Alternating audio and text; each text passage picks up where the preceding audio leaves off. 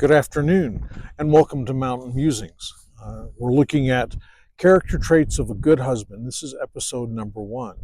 And if you remember, the idea was that I sent out emails and messages to various women that I knew who had been married for a long time and had successful, at least from what I perceive, successful marriages, and asked them what character traits they respected in their husbands.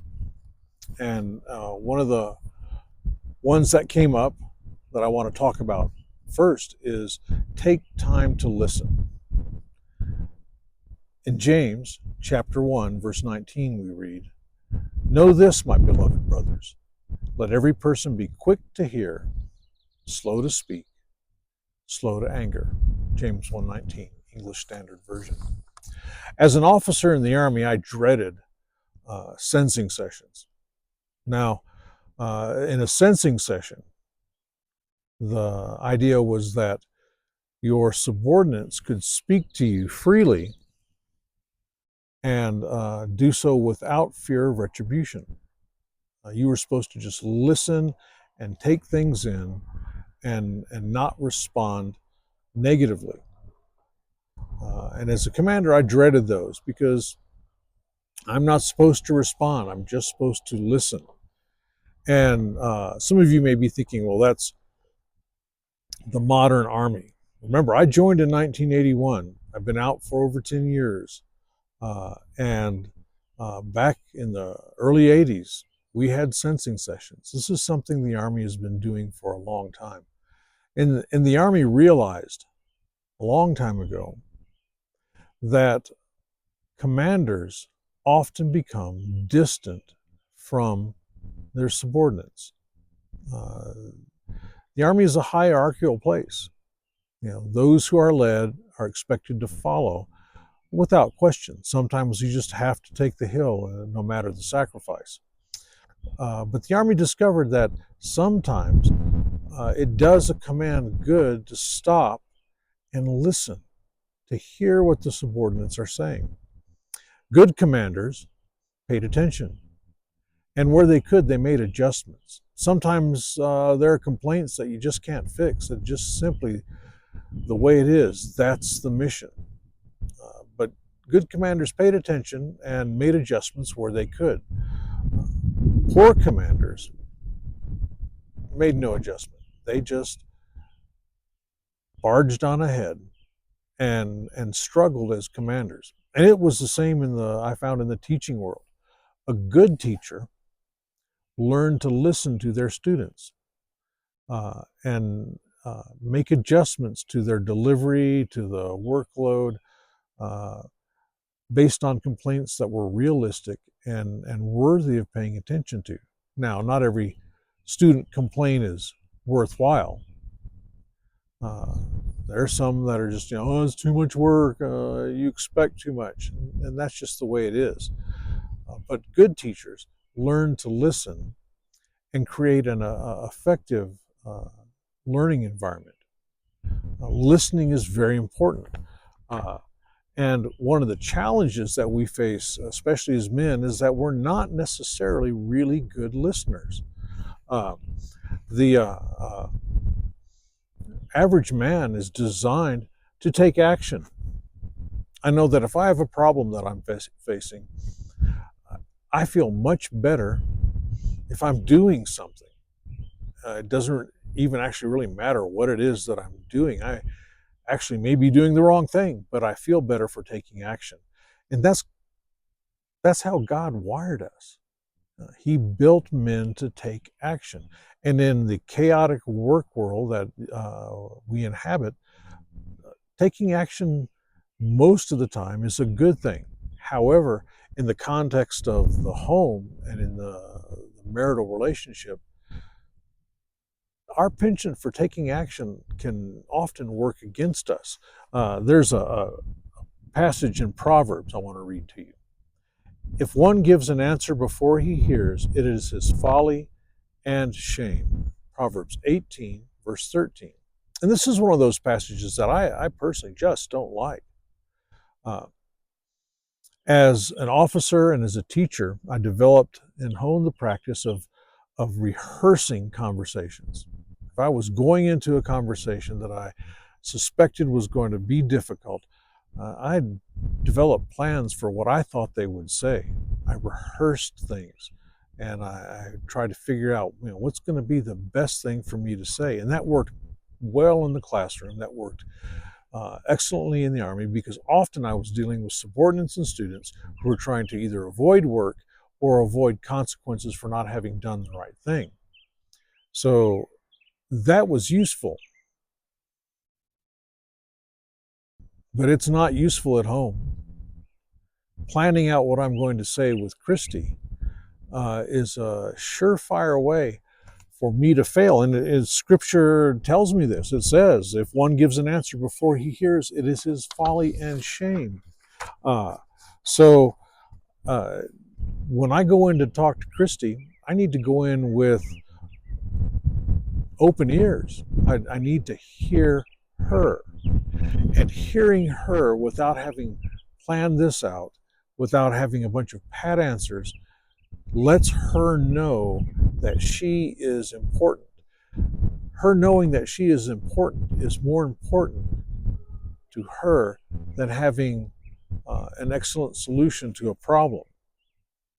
Often, I have found that uh, in dealing with things with Christy, she doesn't really need me to provide a solution.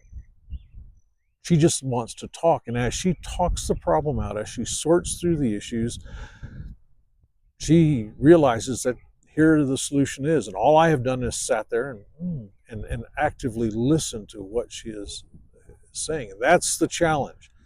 Active listening. For most men, active listening is a challenge. We want to cut to the chase. Again, in Proverbs 18, it's a hard chapter for me.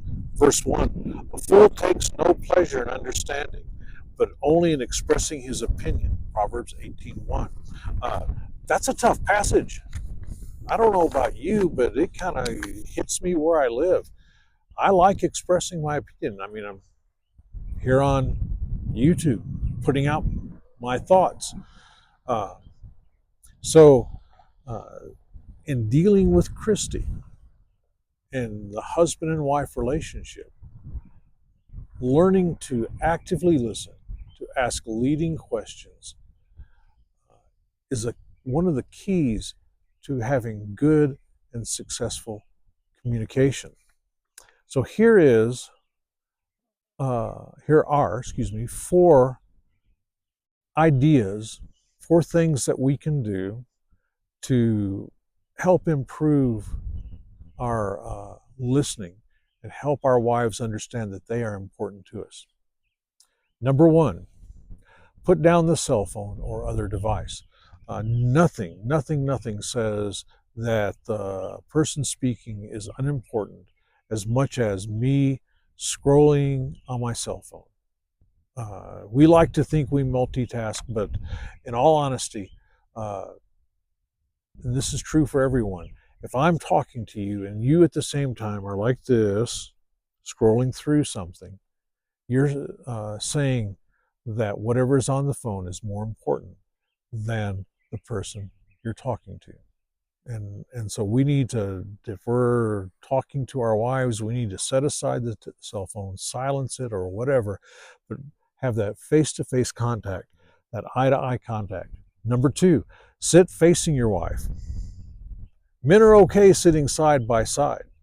That's how we work. We're good with sitting side by side. Women want to sit face to face. That's part of the reason why a lot of women don't care much for sporting events. It takes place side by side.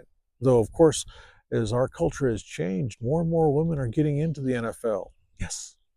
I know that Christy over the years has developed an affinity for a good professional football game. And she's kind of gotten used to the side by side. But if she's dealing with the problem, wants my attention face to face, find the spot in your house, frequently across the dinner table from each other. But you got to figure that out, but face to face. Number three, learn to ask leading questions. And this can be difficult for you and me. Asking those leading questions shows that you are interested in their thoughts, their opinions. Some examples are, how did that make you feel? Why do you think they did that? And you'll notice that these are all questions that, I don't know about you, but I'm not real comfortable with. Uh, what do you think you should do? Uh, these are questions that draw the person out. And last but not least, what do you want me to do? Make sure you ask that. Often, uh, Christy finds out that after having aired her problem, she doesn't really need me to do anything. She just needed to talk to someone. The fourth thing, the fourth hint, be aware of what time of day it is.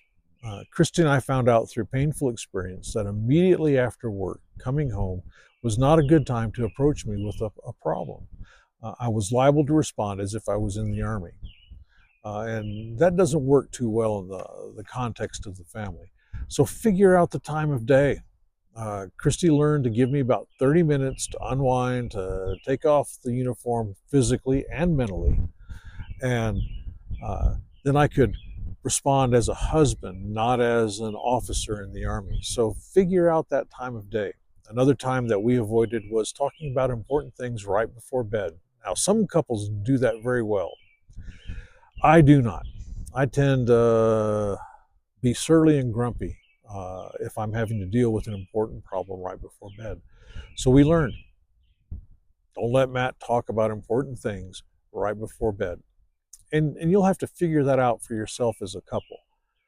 Uh, you know each other, you should, and figuring out the right time of day is very important.